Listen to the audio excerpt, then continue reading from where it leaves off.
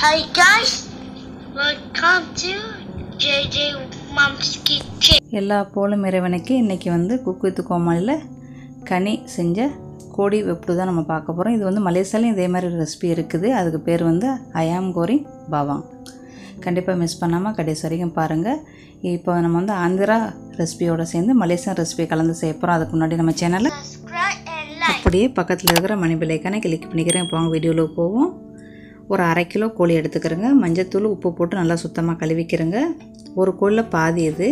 அப்புறம் வந்து ஒரு 1/2 ஸ்பூனு மஞ்சத்தூள், 1 ஸ்பூனு பெரிய ஸ்பூனு 1 ஸ்பூனு இஞ்சி பூண்டு, ஒரு பெரிய ஸ்பூனு மிளகாத்தூள். நீங்கள் உரப்பு மிளகாத்தூள் வேணும்னா நீங்கள் வந்து 2 ஸ்பூன் கூட போடலாம். அப்புறம் உப்பு, நம்ம கோழிக்கு தேவைப்படுற உப்பு. அப்புறம் கொத்தமல்லி தூள் 3/4 ஸ்பூனு, garam மசாலா 1/2 ஸ்பூனு, ஜீரகத்தூள் 1/2 ஸ்பூன். அப்புறம் மாவு வகைகள் 1 ஸ்பூன் அரிசி மாவு, 2 ஸ்பூன் கடலை மாவு. எல்லா பொருளையும் ஒத்தாப்பில் போட்டு நம்ம கிண்டி குறைஞ்ச டைமில் 1 ஹவர் வைக்கலாம். கூடுதலான டைமில் நம்ம வந்து 8 ஹவர் கூட வைக்கலாம் ஃப்ரெண்ட்ஸ். அப்புறம் 2 ஸ்பூனு தயிர். அப்புறம் ஒரு பாதி எலுமிச்சங்காய் ஜூஸு, கொஞ்சோண்டு கருவேப்பிலை. அதை போட்டு பிரட்டி வச்சிட வேண்டியது. உப்பை பார்த்துக்கிற வேண்டியது. முட்டை வந்து நம்ம வந்து ஒரு கிலோ கோழியாக இருந்தால் தான் நம்ம வந்து ஒரு முட்டை போடணும். இப்போ நம்ம வந்து 1/2 கிலோ கோழினால நம்ம வந்து பாதி முட்டை தான் போடுறோம். இல்லைன்னா பொரிக்கும் போது அப்படியே முறையாக தள்ளும். அதனால் நம்மளுக்கு பாதி முட்டை போதும். நான் எப்பவும் சொல்கிறேன். அப்புறம் பிரட்டி வச்சுருங்க. இப்போ மலேசியன் டிஷ்ஷாக இருந்தால் இதோடு நம்ம வந்து ஒரு 1லேருந்து ஒரு 6 ஹவர் ஊற வச்சு நம்ம பொரிக்கலாம். அதுதான் மலேசியன் டிஷ்ஷு. இப்போ நம்ம ஆந்திரா டிஷ்னால இப்போ எக்ஸ்ட்ரா ஸ்பைசி சேர்க்க போகிறோம். எக்ஸ்ட்ரா உரப்புக்கு வந்து ஒரு 5 பச்சை மிளகா, ஒரு 4 பல்லு பூண்டு, ஒரு சின்ன ஸ்பூனில் 1 ஸ்பூனு மிளகு. அப்புறம் அதில் நீங்கள் கொத்தமல்லி இலை, புதினா இலை, கருவேப்பிலை என்ன வேணுமோ நீங்கள் இடிச்சுக்கிறலாம். இது ஃபுல்லாக வந்து நம்மளுக்கு வந்து 2 ஸ்பூன் வரும். உங்களுக்கு காரம் ரொம்ப பிடிச்சிச்சின்னா எல்லாத்தையுமே போட்டுருங்க. நான் வந்து பாதி தான் போடுறேன் ஃப்ரெண்ட்ஸ். அப்புறம் நம்ம இடித்து வச்ச மசாலாவை எடுத்து 1 ஸ்பூன் போடுங்க. இது மொத்தம் 2 ஸ்பூன் வரும். 2 ஸ்பூன் கூட போடலாம்.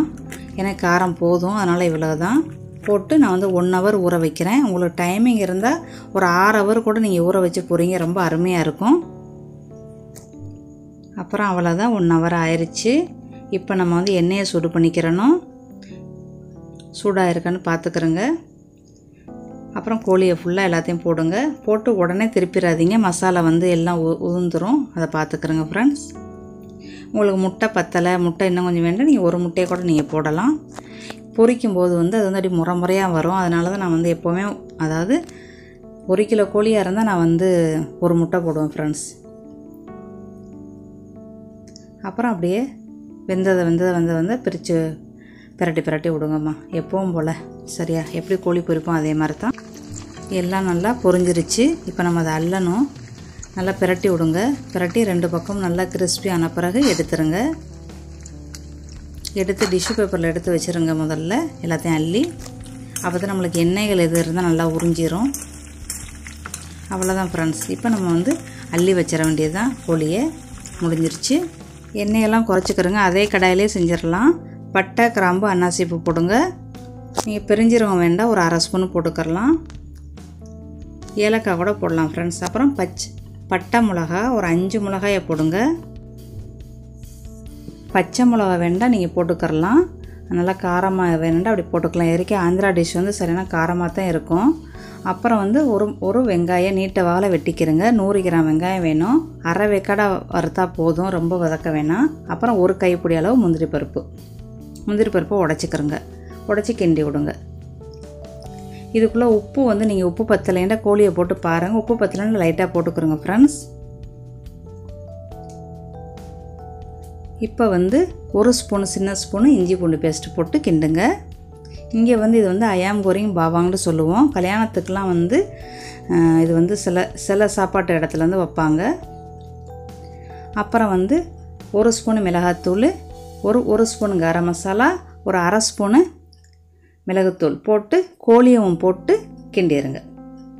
பொரிச்சு வச்சுருக்கிற கோழியும் போட்டு அதில் கிண்டிடுங்க. இப்போ நீங்கள் உப்பு பார்த்துக்கிறங்க. உப்பு பத்தலைன்னு இப்போவே போட்டுக்கிறங்க. அவ்வளோதான். இதுக்கப்புறம் கருவேப்பிலையை தூவி விட்டு, கருவேப்பிலை கொத்தமல்லி இலை இருந்தால் தூவி விட்டு அடுப்பு அடைச்சேனுக்கு ஃப்ரெண்ட்ஸ். அவ்வளோதான், ரெடி ஆயிடுச்சு. கண்டிப்பாக ட்ரை பண்ணி பாருங்கள். மலேசியன் ரெசிபியோட இப்போ நம்ம வந்து ஆந்திரா டிஷ்ஷை மிக்ஸ் பண்ணி நம்ம செஞ்சுருக்குறோம். ரொம்ப டேஸ்ட்டாக இருக்கும் ஃப்ரெண்ட்ஸ். கண்டிப்பாக ட்ரை பண்ணி பாருங்கள். இன்னொரு நல்ல பதிவில் சந்திக்கிறேன். தேங்க்யூ ஃபார் வாட்சிங். உங்களுக்கு இந்த வீடியோ பிடிச்சா லைக் பண்ணுங்கள், கமெண்ட் பண்ணுங்கள். இது வரைக்கும் நம்ம சேனலை சப்ஸ்கிரைப் பண்ணிக்கிறேங்க. Thank you. Thank you for watching JJ Mom's Kitchen. Bye, see you soon.